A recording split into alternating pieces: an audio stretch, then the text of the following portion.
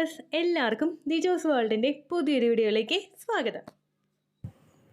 ഇന്നത്തെ വീഡിയോയിൽ ഞാൻ സംസാരിക്കുന്നത് നിങ്ങൾ പ്രഗ്നൻ്റ് ആണോ അല്ലയോ എന്നുള്ളത് പൾസ് റേറ്റിൽ കൂടെ എങ്ങനെ മനസ്സിലാക്കാം എന്ന വിഷയത്തെ പറ്റിയിട്ടാണ്.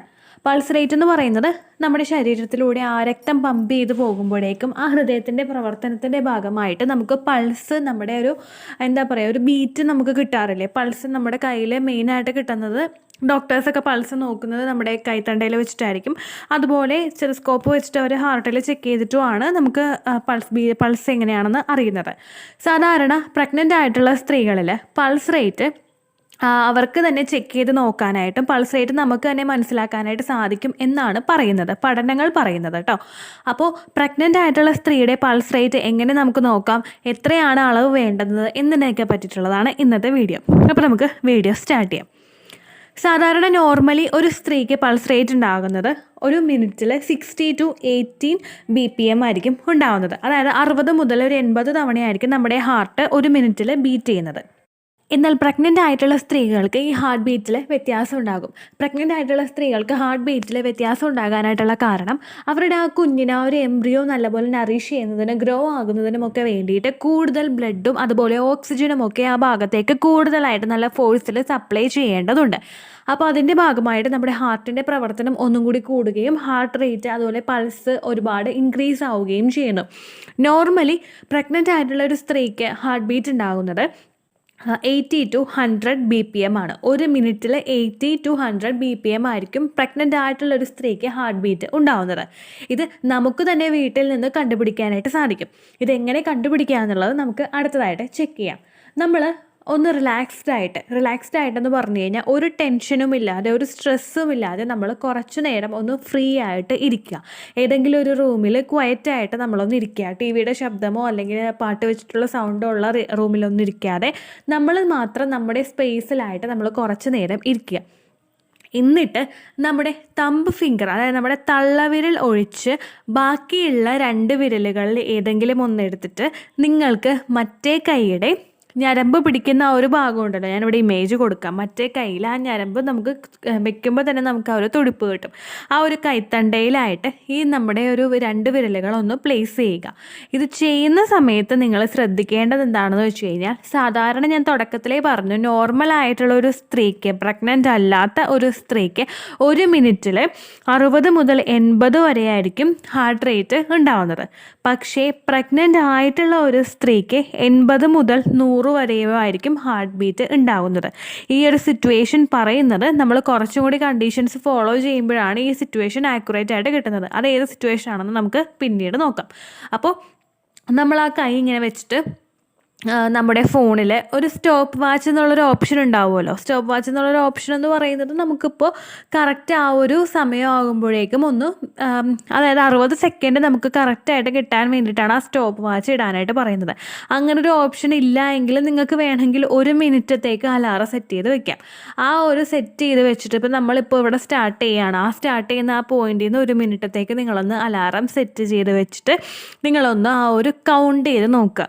അതല്ലെങ്കിൽ നിങ്ങൾക്കത് പറ്റുന്നില്ല എങ്കിൽ നിങ്ങൾ ഒരു 10 സെക്കൻഡ്സ് ഒന്ന് നോക്കുക. ഇപ്പോൾ നിങ്ങളുടെ ഹസ്ബൻഡും കൂടി ഹെൽപ്പ് ചെയ്യാനുണ്ടെങ്കിൽ ഹസ്ബൻഡിനോട് ഒരു 10 വരെ കൗണ്ട് ചെയ്യാനായിട്ട് പറയുക. 1 മുതൽ 10 വരെ കൗണ്ട് ചെയ്യാനായിട്ട് പറയുക.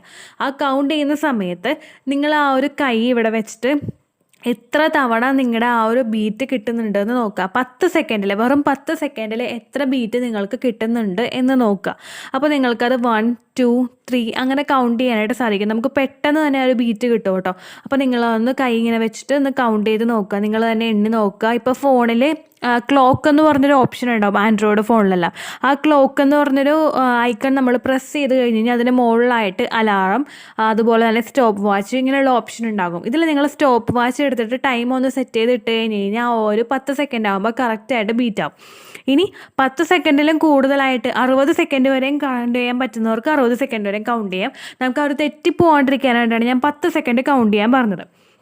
ഇനിയിപ്പോൾ 10 സെക്കൻഡ് നിങ്ങൾ കൗണ്ട് ചെയ്തിട്ട് നിങ്ങൾക്ക് കിട്ടുന്ന ആൻസറിനോട് നിങ്ങൾ 6 ഗുണിക്കുക. അതായത് ഇപ്പോൾ നിങ്ങൾക്ക് 10 കിട്ടുന്നത്. എങ്കിൽ ആ 10നോട് നിങ്ങൾ 6 ഗുണിക്കുക. അപ്പോൾ നമുക്ക് കിട്ടുന്നത് എത്രയായിരിക്കും? 60 ആയിരിക്കും. 60 ആണെങ്കിൽ നമ്മൾ പ്രഗ്നൻ്റ് അല്ല. ആ ഒരു റേഞ്ച് വരുന്നത് എപ്പോഴും 60നും 80നും ഇടയ്ക്കാണെങ്കിൽ നമ്മൾ പ്രഗ്നൻ്റ് അല്ല. പക്ഷേ നമുക്ക് കിട്ടുന്നത് വാല്യൂ കൂടുതലായിട്ട് നമുക്ക് കിട്ടിയിട്ട് ആ കിട്ടിയ വാല്യൂവിനെ നമ്മൾ ഒരു 6 വെച്ച് ഗുണിക്കുക.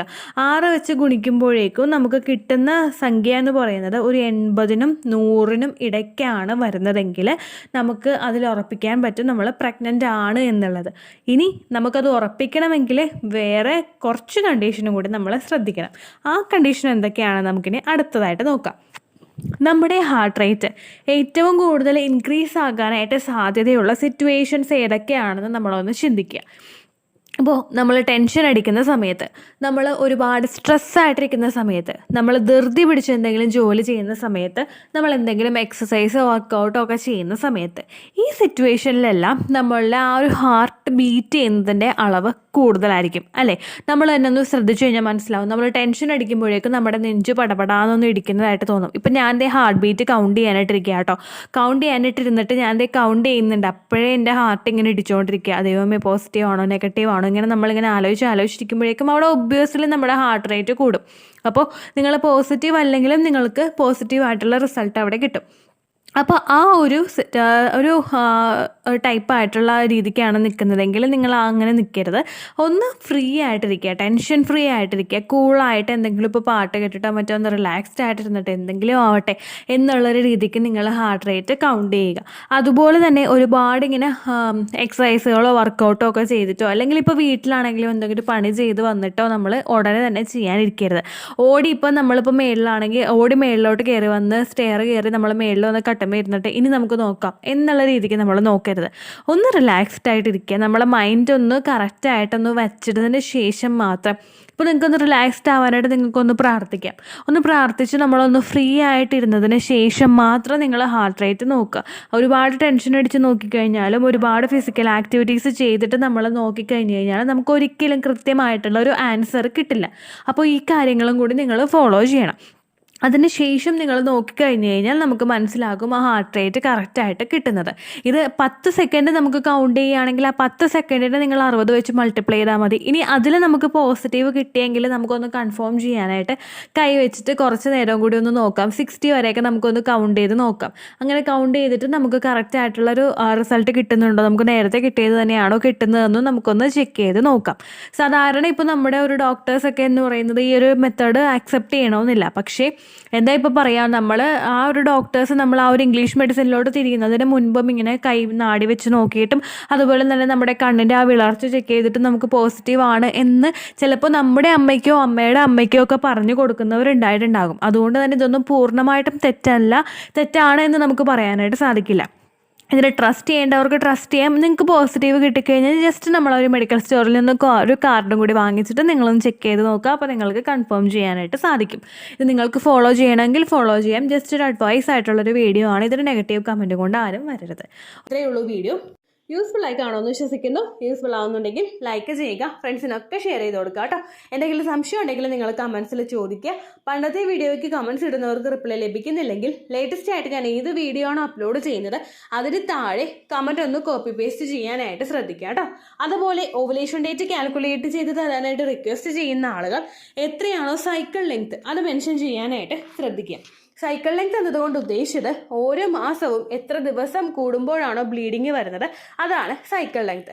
കഴിഞ്ഞ മാസം ഒരു 8-ാം തീയതിയാണ് ബ്ലീഡിങ് ആയതെങ്കിൽ ഈ മാസം 6-ാം തീയതിയാണ് ബ്ലീഡിങ് ആയതെങ്കിൽ കഴിഞ്ഞ മാസം 8-ാം തീയതി മുതൽ ഈ മാസം 6-ാം തീയതി വരെ എത്ര ദിവസമുണ്ടോ അത് കാലണ്ടറിൽ എണ്ണി തിട്ടപ്പെടുന്നതാണ് നിങ്ങളുടെ സൈക്കിൾ ലെങ്ത്. സൈക്കിൾ ലെങ്ത് നമ്മൾ കൃത്യമായിട്ട് കാൽക്കുലേറ്റ് ചെയ്യുകയാണെങ്കിൽ ഓവുലേഷൻ ഡേറ്റ് എളുപ്പത്തിൽ കണ്ടുപിടിക്കാൻ വേണ്ടിയിട്ട് ഒരുപാട് ആപ്ലിക്കേഷൻസും ഒരുപാട് ഓൺലൈൻ ആയിട്ടുള്ള വെബ്സൈറ്റുകളും ഇന്ന് നമുക്ക് അവൈലബിൾ ആണ്. പ്ലേ സ്റ്റോറിൽ പോയിട്ട് ഓൺലൈൻ ഓവുലേഷൻ ട്രാക്കർ എന്ന് ടൈപ്പ് ചെയ്ത് കഴിഞ്ഞാൽ നിങ്ങൾക്ക് അതുമായിട്ട് ബന്ധപ്പെട്ടിട്ടുള്ള ആപ്ലിക്കേഷൻസ് കിട്ടും. അത് പറ്റുന്നില്ല എങ്കിൽ ഗൂഗിളിൽ പോയിട്ട് ഓൺലൈൻ ഓവുലേഷൻ കാൽക്കുലേറ്റർ എന്ന് ടൈപ്പ് ചെയ്ത് കഴിഞ്ഞാൽ അതുമായിട്ട് ബന്ധപ്പെട്ടിട്ടുള്ള വെബ്സൈറ്റുകൾ നിങ്ങൾക്ക് കിട്ടും. അതിൽ നിങ്ങളുടെ ലാസ്റ്റ് മന്തിലെ മെൻസ്ട്രേഷൻ്റെ ഡേറ്റും ഒപ്പം ഞാൻ ഈ പറഞ്ഞ രീതിക്ക് നിങ്ങൾ കാൽക്കുലേറ്റ് ചെയ്യുന്ന സൈക്കിൾ ലെങ്ത്തും എൻ്റർ ചെയ്ത് കൊടുക്കുകയാണെങ്കിൽ നിങ്ങൾക്ക് കൃത്യമായിട്ട് ഓവുലേഷൻ ഡേറ്റ് കണ്ടുപിടിക്കാനായിട്ട് സാധിക്കും. ഫെർട്ടൈൽ ടൈം പീരീഡും നിങ്ങൾക്ക് കിട്ടും. അതായത് എത്ര ദിവസം മുതൽ കോൺടാക്ട് ചെയ്ത് തുടങ്ങിക്കഴിഞ്ഞാൽ നിങ്ങൾ പ്രഗ്നൻ്റ് ആകും എന്നുള്ളൊരു ഡേറ്റും നിങ്ങൾക്ക് പ്രോപ്പറായിട്ട് കിട്ടും കേട്ടോ. ഇത് കാൽക്കുലേറ്റ് ചെയ്യുന്ന സമയത്ത്, സൈക്കിൾ ലെങ്ത് കാൽക്കുലേറ്റ് ചെയ്യുന്ന സമയത്ത് നിങ്ങളുടെ ആ ഒരു കലണ്ടറിൽ നോക്കി തന്നെ നിങ്ങൾ കാൽക്കുലേറ്റ് ചെയ്യുക. പല മാസങ്ങളിലും 30-31 ദിവസമുണ്ട്, അതുകൊണ്ടാണ് അങ്ങനെ പറഞ്ഞത്. ഒപ്പം നിങ്ങൾക്ക് ബ്ലീഡിങ് തുടങ്ങിയ ദിവസത്തിന് വേണം നിങ്ങൾ ഡേ 1 ആയിട്ട് എടുക്കാൻ വേണ്ടിയിട്ട്. സ്പോട്ടിങ് തുടങ്ങിയ ദിവസത്തിനെ, അതായത് ചെറുതായിട്ട് ഡിസ്ചാർജ് പോയി തുടങ്ങിയ ദിവസത്തിനെ നിങ്ങൾ കൺസിഡർ ചെയ്യേണ്ട ആവശ്യം ഇല്ല കേട്ടോ. അപ്പോൾ ഇത്രയേ ഉള്ളൂ വീഡിയോ. അടുത്തൊരു വീഡിയോ ആയിട്ട് നമുക്ക് വീണ്ടും കാണാം. ബൈ.